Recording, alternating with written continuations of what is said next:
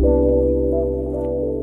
everybody, Jon Grauman here from the agency with another market update for you. How's the market? Probably the one question I get asked more than any other in my life, maybe second only to, Daddy, can I have another snack? Which is the only question my kids seem to ask.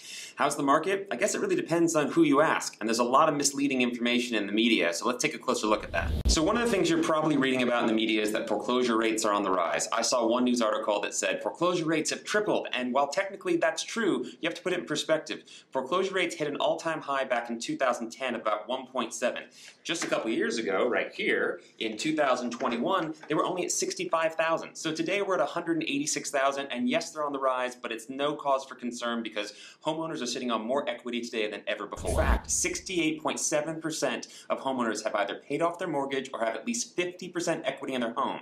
And the average amount of equity a homeowner is sitting on, $274,000. That's nationwide. That doesn't even apply to luxury markets like LA, New York, and Miami. So what's really affecting the housing market? It's this. It's the same thing I'm always talking about. It's a supply and demand issue.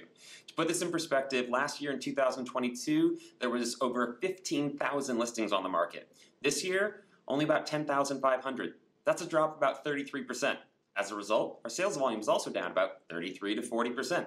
This stranglehold on the inventory is by far the biggest factor that's impacting our market. So what are all of these so-called experts saying about where they think the market's going? Well, if you look at the start of this year, all the major companies from Fannie Mae, Zillow, Wells Fargo were all projecting that home prices were going to come down. But look at their revised projections now. They're all in the black. Every single one of these major leaders in our space think that the home values are either going to hold steady or appreciate. And again, this all directly correlates to the imbalance between supply and demand, which is what's helped to stabilize home prices. A deceleration of appreciation is not the same thing as depreciation.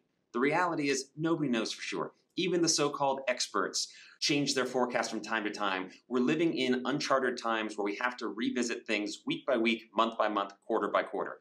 Who you work with matters, who you listen to matters, so please reach out if you have any further questions. I look forward to seeing you next time.